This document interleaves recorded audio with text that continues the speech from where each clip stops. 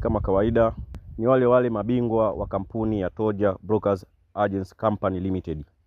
Ni kampuni pendwa, inajulikana hapa jijini Mwanza. Kampuni yetu inapatikana Mkolani, jengo la Pendeza House.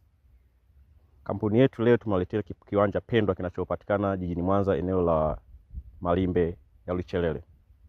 Eneo hili ni zuri kwa uwekezaji.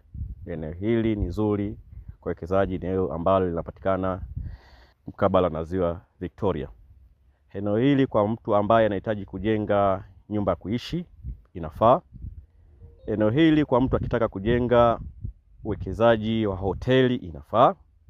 Eneo hili mtu akitaka kujenga nyumba za uwekezaji inafaa.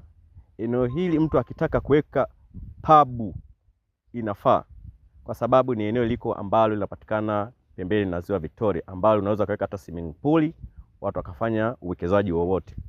Kwa hiyo wateja wetu ambao wanatufuatilia, wanaopatikana Mwanza na nje ya mipaka ya Mwanza na nje ya Tanzania, tunawakaribisha sana sana sana kuwekeza fedha zenu katika eneo hili. Eneo hili lipo kisheria, ndugu mteja, ambalo lina full detail zote za kisheria, ambalo lina hati miliki. Naona. Kwa hiyo unaweza ukaja, ofisi yetu inapatikana pale Mkolani, mkabala na Mkolani Saccos, jengo la Pendeza House. Ukifika pale uliza ofisi ya kampuni ya Toja Brokers Agents Limited, Campus Limited. Kwa hiyo tunawakaribisha ndugu wateja kuwekeza kwenye eneo hili.